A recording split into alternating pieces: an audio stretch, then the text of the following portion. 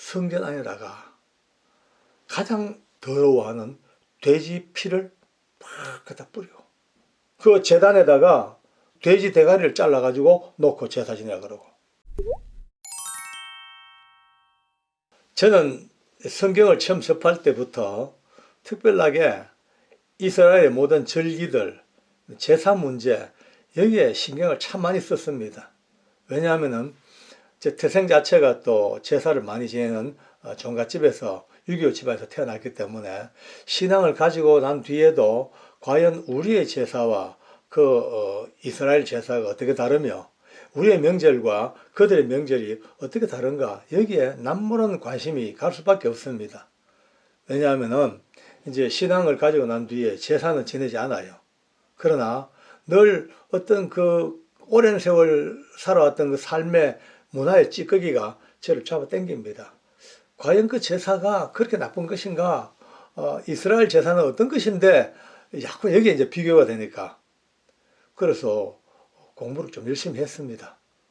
특히 이 문제에 대해서.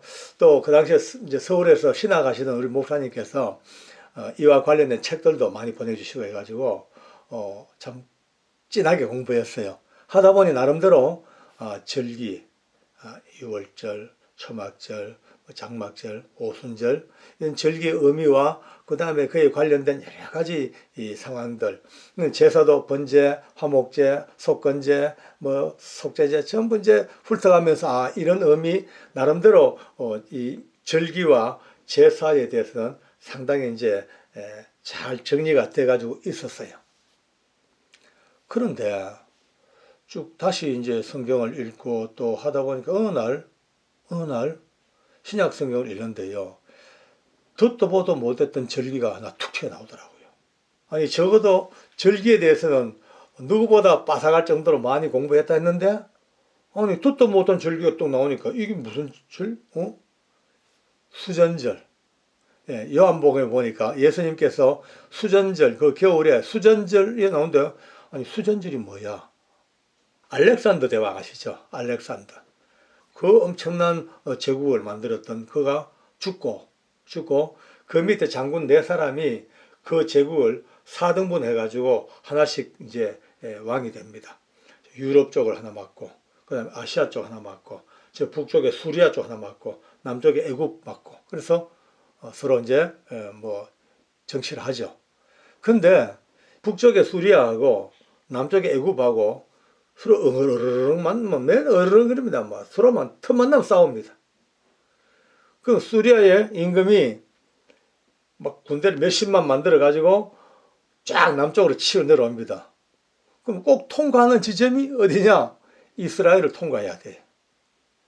수십만 명의 군인들이 빰빠라밤 빰빠라밤 빰빠라밤 먼지를 이렇게 하면서 막 그냥 내려가는데 그냥 갑니까? 닭 잡아 먹고, 소 잡아 먹고, 돼지 뺏어 먹고, 양 잡아 먹고, 여자들 겁탈하고, 옛날 그 시대 뻔하지요, 한 번 지나가면요, 초토화가 되어버립니다. 그걸 끝났냐? 아니잖아요. 내려갔던 군인들이 전쟁하고 또 올라가야 돼, 고향으로. 올라가면서 또 똑같이 초토화 시켜버립니다. 그리고 좀 몇 년 지나면 이번에는 또 남쪽의 에집트에서 또 군대를 또 막 그냥 조직해서 북쪽을 치러 올라갑니다. 역시 이스라엘을 통과해야 됩니다. 통과하면서 또 온갖 나라를 초토화시키고 피폐화시키고 가는 것이죠. 또 내려옵니다. 이와 같은 전쟁이 한번 일어났을 때마다 그 고래 싸움에 새우 등이 터지는 바로 이 민족이 고난의 민족, 이스라엘 민족이었습니다.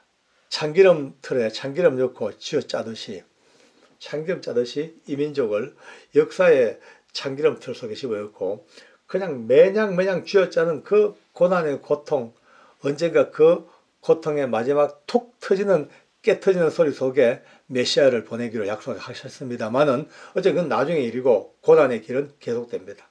오늘 여기서 우리가 좀 외우기 어렵더라도 머리에 담아놔야 될 아주 악한 왕 하나 이름을 외웁시다. 에피파네스 북쪽 수리아의 왕입니다. 아주 역사상 보기 드문 악질입니다. 악질. 이 에피파네스가 남쪽을 치러 갔다가 졌어요. 전쟁에서 패전했어요. 지고 쫓겨 올라옵니다. 올라오면서 이 이스라엘 쪽에 딱 이제 본부를 베풀고 거기서 몇 년을 사는 거예요. 열도 받았죠. 전쟁에 져서. 원시 악하지요. 그러니까 이 사람이 말이죠. 이스라엘 민족을 핍박하는데 정치적으로 핍박하는 거야 어쩔 수 없습니다만 종교적으로 성전 안에다가 가장 이스라엘 민족이 더러워하는 돼지 피를 막 갖다 뿌리고 그 제단에다가 돼지 대가리를 잘라가지고 놓고 제사 지내라 그러고 하나님의 법궤 자리에다가 거기다가 자기들의 신상 제우스 신상부터 신상을 세우고 절하라 그러고 만약 안 하면요 목을 치고 화형을 시키고 제사장들 다 죽여버리고 이거는 막 어마어마한 이제 폭정이 시작됩니다. 근데 아시다시피 이 민족들은 자기 목숨도 아깝고 나라의 민족성도 아깝지만 정말 이들은요 성전이야말로 민족의 자존심입니다. 성전이야말로 이들의 생명보다 더한 자존심이 바로 이 사람들에 있어서 가치입니다. 근데 그 가장 귀중한 가치를 짓밟아버리고 돼지피를 뿌리고 이 악행을 저지릅니다. 그 분노 속에 참다 못한 드디어 이들이 어느 날 혁명을 일으킵니다. 의병을 일으켜요. 나라의 회복을 위해서 일어섭니다. 마따디아라고 하는 제사장의 가문 속에 마카비라는 아들이 있어요. 마카비. 셋째 아들인데요. 도끼를 얼마나 잘 쓰는지 도끼를 휘두르면요. 그냥 목이 툭툭툭 달아날 정도로 그런 아주 맹장 중에 맹장이 마카비오스였습니다. 그가 이제 앞장서서 온 민족을 규합해서 그들과 함께 수리아의 이 폭정을 이겨내자고 싸웁니다. 거의 2, 3년에 걸친 전쟁, 아마 목숨을 건 전쟁이죠. 피 튀기는 전쟁을 거쳐 드디어 여러분요 그 어마무지한 수리아의 군대를 몰아내버리고 한시적인 독립을 찾았습니다. 어마어마하죠. 아마 그 민족의 이 광복의 이 감동이야말로 하늘을 울리고 땅을 흔들었던 어마무지한 감동이었습니다. 드디어 그들은 눈물을 흘리면서 눈물로 피눈물 흘리면서 그 더러워진 성전을 이제 깨끗하게 청소합니다. 피를 닦아내고 돼지 대가리 다 날려버리고 신상 다 뽑아버리고 무참하게 짓밟혔던 그 성전의 존엄성을 다시 회복하고 그렇게 성전 제사가 다시 시작됩니다. 바로 이것이야말로 수전절, 성전을 다시 깨끗하고 성전을 다시 회복하고 성전을 수리하고 모든 게 통념된 수전절이 이제 출발됩니다. 그런데 재밌는 얘기가 하나 또 내려오고 있습니다. 성전 속에는 우리가 성경 보면은 이 촛대가 있죠. 촛대, 메노라라고 하는 촛대입니다. 이 촛대에 불을 밝혀야 되는데 이건 이 초가 아니고 등유 기름으로 올라오는 거룩한 기름, 바로 이 기름으로 불타오르는 등대, 촛등대입니다. 근데 여기는 아무 기름 쓰는 게 아니고 율법에 기록된 대로 거룩하게 방법으로 그 기름을 만들어내는 거룩한 성유라고 해요. 성유. 이 성유가 보니까 8일 동안 이렇게 불을 붙여야 되는데 불 붙일 성유가 하루치밖에 없는 거예요. 단 하루치. 그래서 일단 이 하루치에 이제 기름을 공급해가지고 불을 밝혔습니다. 이거를 만들려고 그러면 적어도 한 7, 8일 정도가 걸린대요. 그런데 놀라운 것이 하루치밖에 되지 않는 이 기름을 갖다 공급했는데 그 기름이 무려 8일 동안 그 거룩한 기름을 만드는 그 기간 동안 끊이지 아니하고 계속 타올랐다. 계속해서 이것이 또 기적이라는 것이죠. 그래서 이 유대인들은요, 이 절기를 빛의 절기라 그래요. 빛의 절기. 8일 동안을요, 매일 하루에 한 번씩 등을 피우면서 8일 동안 이 빛을 감사하고 빛 앞에 엎드려 눈물로 기도하는 빛의 절기. 이게 수전절. 결국 그렇게 회복된 성전에서 다시 한번 하나님의 감사하고 온 민족이 또 눈물로 살아왔지만 또 기어이 세월 가서 또 부서지고 많은 고난을 겪습니다. 오늘도 이 성전은요, 이스라엘 민족들에게 있어서 최고의 중심이고 삶의 중심 아니겠습니까? 지금도 다 무너지고 남은 그 통곡의 벽, 그 성벽 그 부분 앞에 거기서 머리 맞대고 막 울고 있는 유대인들을 사진으로 많이 봤지 않습니까? 지금도 그들은 그 성전이 그들에게서 최고의 가치입니다. 자, 그런데 그걸로 끝나버렸으면 얼마나 비참합니까? 참 감사한 것은 예수님께서 드디어 이들의 모든 관념을 깨트리는 위대한 한마디가 너희가 이 성전 헐어라. 이 성전이 아니다. 바로 내가 하나님의 성전이다. 성전된 자신의 몸을 바로 보여주시고 깨트려 주시고 죽으시고 3일 만에 다시 부활하시면서 완벽한 성전의 회복을 온 우주에게 나타내셨습니다. 그러므로 이제 예수 그리스도야말로 완벽한 성전이시며 영원히 변치 않는 망하지 아니하고 쓰러지지 아니하고 깨어지지 아니하는 성전, 그렇게 땅 하고 선포하시고, 더 놀라운 사실은 이제 마지막 점을 찍는 것이 이제는 너희가 하나님의 성전이다. 고린도전서 3장 16절 이렇게 말씀합니다.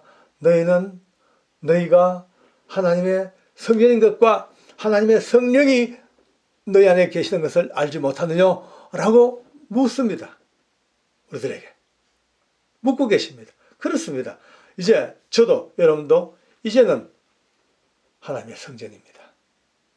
그렇다면 수전절은 옛날 지나간 그 마카비오스의 그 혁명으로 회복된 그 성전이 그게 수전절인가? 그렇죠. 역사적으로 맞아요. 그러나 이제 영적으로는, 삶 속에서는 매일매일 여러분과 제가 이 수전절을 경험해야 될 것 같습니다.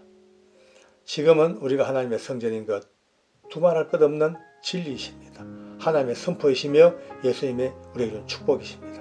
그렇다면 이 성전 속에 어쩌면 껍데기는 멀쩡할지 몰라도 우리는 매일매일 옛날 그 에피파네스라는 악한 임금이 뿌려놨던 돼지 피보다 더 더러운 피를 어쩌면 우리 속에 뿌리고 있는지도 모른다는 생각이 들 때가 많더라고요.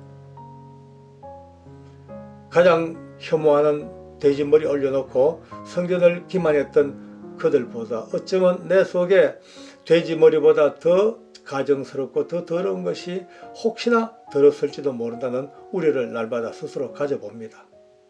하나님의 법궤가 놓였을 자리에 우상의 신상이 드러난 그날처럼 오늘 어쩌면 우리 속에도 하나님보다 또 다른 우상이 내 속에 세워져 가고 있는지도 모른다는 그런 걱정을 할 때가 한두 번이 아닙니다.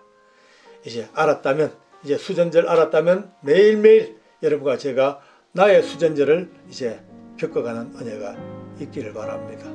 이것이 오늘 이 수전절을 우리에게 깨닫게 하신 하나님의 은혜이시며 우리를 향한 하나님의 요구사항일지도 모릅니다. 그렇습니다.